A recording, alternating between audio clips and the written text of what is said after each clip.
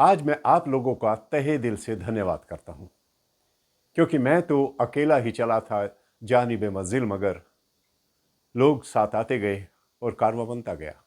आज आप लोगों के सहयोग से गजेंद्र जगराम चैनल के 1000 से ऊपर सब्सक्राइबर हो गए हैं और जिन्होंने इस 1000 के आंकड़े को पूरा किया है वे है doctor Anushree Sharma. Thank you doctor. ये इस बात का प्रमाण है कि आप लोग सभी एपिसोड्स लगातार देखते हैं और एपिसोड के बारे में अपने कमेंट्स भी लिखते रहते हैं। थैंक यू वेरी मच कि आप सभी अपने बिजी शेड्यूल से समय निकालकर इसे देखते हैं। कुछ ऐसी चीजें पा जाते हैं आप लोग जो आपकी सोल के लिए एक बहुत ही अच्छी खुराक होती है। मेरा आप सभी से अनुरोध है कि इसी तरह मेरा हौसला अफजाई करते रहिए और मेरे साथ इस सफर में साथ चलते रहिए। अब शुरुआत करते हैं आज के इस एपिसोड की। पिछले कुछ एपिसोड्स में मैंने नीम करोली बाबा के एक सबसे नजदीकी और अनन्य भक्त सुधीर मुखर्जी यानी दादा के बारे में कुछ बातें आप लोगों से साझा की थी। शायद आपको याद होगा कि सुधीर मुखर्जी इलाहाबाद विश्वविद्यालय में एक प्रोफेसर थे और वामपंथी विचारधारा रखते थे, इसलिए वे ईश्वर और साधु संतों में ना के बराबर ही विश्वास करते थे। लेकिन ऐसा क्या हुआ कि वे नीम करोली बाबा को हनुमान जी का अवतार मानने लगे? नमस्कार, मैं हूं गजेंद्र जगराम। जिन्होंने अभी तक चैनल को सब्सक्राइब नहीं किया है वे चैनल को सब्सक्राइब जरूर कर लें और देखने के बाद लाइक और अपने कमेंट्स जरूर लिखें। अब जानते हैं कि एक वामपंथी प्रोफेसर बाबा के दीवाने कैसे हुए। सुधीर मुखर्जी ने नीम करोली बाबा से संबंधित अपने कुछ संस्मरण अपनी एक पुस्तक संत कृपामृत में दर्ज किए हैं। वे लिखते हैं कि बाबा हमारे घर प्रयागराज अक्सर आते जाते रहते थे और वे हमारे घर के बिल्कुल एक बुजुर्ग की तरह से थे। ये बात छठे दशक के लगभग शुरुआती दिनों की है। मैंने देखा कि बाबा जब अपने कमरे से बाहर निकले तो वे बिल्कुल हनुमान जी की तरह दिख रहे थे। मुझे थोड़ी हैरानी हुई।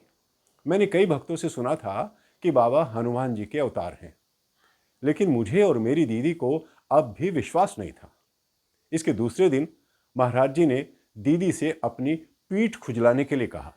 जब दीदी उनकी पीठ खुजला रही थी तो दीदी ने देखा कि बाबा की पीठ अचानक इतनी विशाल हो गई है कि उनका हाथ बाबा की पूरी पीठ को खुजलाने में असमर्थ हो गया। उनका हाथ पहुंच ही नहीं पा रहा था। पीठ खुजलाते खुजलाते वे पसीने पसीने हो गई। इसके बाद हमें लगा कि महाराज जी जो दिखते हैं ये वो नहीं है। दादा आगे लिखते हैं कि सन 1968 की गर्मियों की छुट्टियों में मैं 15 जून को कैंची चला गया। वहां भंडारे का दिन था और आश्रम के वार्षिक समारोह के उद्घाटन का समय हो रहा था। अपना भोजन करने के बाद महाराज जी आश्रम में इधर उधर घूमकर आगंतुकों और अन्य कार्यों का निरीक्षण कर रहे थे। इसके बाद वे नदी की तरफ चले गए और वहीं एक दीवार पर बैठ गए। वहां बैठकर वे उन्नाव के एक पुराने भक्त की बात करने लगे। वे बोले कि वो रामायण बहुत अच्छे से पढ़ लेता था और वो मेरे लिए भी कभी कभी रामायण पढ़ा करता था। उस समय वहां बाबा के एक बुजुर्ग भक्त आईसी तिवारी भी खड़े हुए थे। उन्होंने मुझे बाद में बताया कि बाबा जिनका जिक्र कर रहे थे ये वही आदमी है जिसे बाबा जी ने एक बार कहा था रामायण पढ़ने के लिए। और जब उसने पूछा कि बाबा किस स्थान से रामायण पढ़ूं तो बाबा बोले उस जगह से पढ़ जहां मैं विभीषण से बात कर रहा हूं। इससे सीधा पता चल रहा है कि विभीषण से तो हनुमान जी ने बात की थी और नीम करोली बाबा कह रहे हैं कि वहां से पढ़ जहां मैं विभीषण से बात कर रहा हूं। यहां संदेह की कोई गुंजाइश ही नहीं रह जाती कि नीम करोली बाबा हनुमान जी के अवतार ही थे। इसके आगे प्रोफेसर सुधीर मुखर्जी बताते हैं कि इसके बाद हम इधर उधर घूमने लगे और बाबा ने मेरा हाथ पकड़ लिया। अचानक बाबा का हाथ इतना भारी हो गया कि मुझे लगना लगा कि कहीं उनके वजन से मेरा हाथ ही ना टूट जाए। इसके बाद बाबा मुझे लेकर मंदिर के परिसर में पहुंचे और वहां बाबा जी मेरा हाथ पकड़े हुए शिव मंदिर के सामने बैठ गए और मुझसे बोले बैठो बैठो। वहां पहले से ही कई लोग बैठे हुए थे। मेरा हाथ उनकी मुट्ठी में इतना जकड़ा हुआ था कि मैं चाहकर भी उनसे अपना हाथ नहीं छोड़ा सकता था। मुझे कुछ घुटन सी होने लगी। ऐसे लगने लगा कि मेरी सांस बस कभी भी चलना बंद कर सकती है। फिर मैंने देखा कि जहां बाबा बैठे थे वहां उनकी जगह एक बड़ा भारी बंदर बैठा हुआ था और बाबा मुझे कहीं दिखाई नहीं दिए। उस बंदर के पूरे शरीर पर सुनहरे रंग के बड़े बड़े बाल थे, चेहरा काला था और पूंछ पैर के नीचे दबी हुई थी। ये मेरा कोई वहम नहीं था, बल्कि ये मैंने अपनी आंखों से बिल्कुल स्पष्ट देखा। मैंने डर से अपनी आंखें बंद कर ली, लेकिन वो बंदर मुझे बंद आंखों से भी दिखाई दे रहा था। उसके बाद क्या हुआ मुझे खुद नहीं पता। उस रात करीब 10 बजे अपने आप को मैंने नीचे फार्म के पास अकेले बैठे पाया।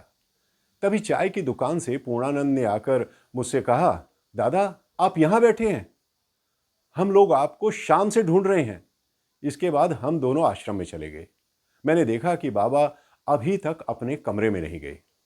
वो चारपाई पर बैठे हुए थे और उनके चारों तरफ बहुत से भक्त खड़े थे। हमारे वहां पहुंचते ही किसी ने बाबा से कहा, बाबा दादा आ गए। बाबा बोले, अच्छा ठीक है।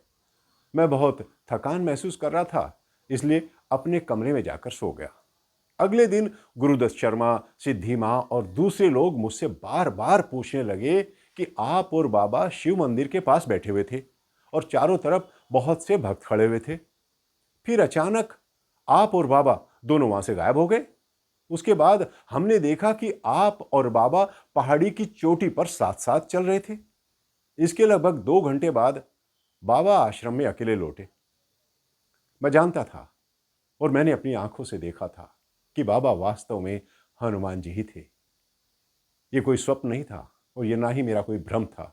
सुधीर दादा संत कृपामृत में आगे लिखते हैं कि ये मेरी एक यात्रा के चरण का अंत था और अब मैं ये स्वीकार करता था कि बाबा अति मानव है, दैवीय अवतार हैं, यानी ये हनुमान जी ही हैं। सब कुछ जानते हुए भी मैंने बाबा से अपने लिए कभी कुछ नहीं मांगा। बाबा कहते भी थे, दादा तुम क्या चाहते हो, बताओ तुम क्या चाहते हो। कुछ नहीं बाबा, बताओ, मैं जानता हूं तुम्हारे मन में क्या है। तब फिर आप मुझसे क्यों पूछ रहे हैं। वे बोले, ऐसे ही पूछ रहा हूं। सन 1968 में बाबा द्वारा अपने असली रूप हनुमान जी के रूप में दर्शन देने के बाद मेरी जो भी शंकाएं थी वे सभी समाप्त हो गई और मेरा दृष्टिकोण पूरी तरह से बदल गया। मेरे ख्याल से अब शक की कोई गुंजाइश नहीं रह गई है। यह बिल्कुल स्पष्ट हो गया है कि नीम करोली बाबा हनुमान जी के अवतार ही थे। धन्य है वे लोग जिन्होंने बाबा के सानिध्य में रहने का सुअवसर प्राप्त किया।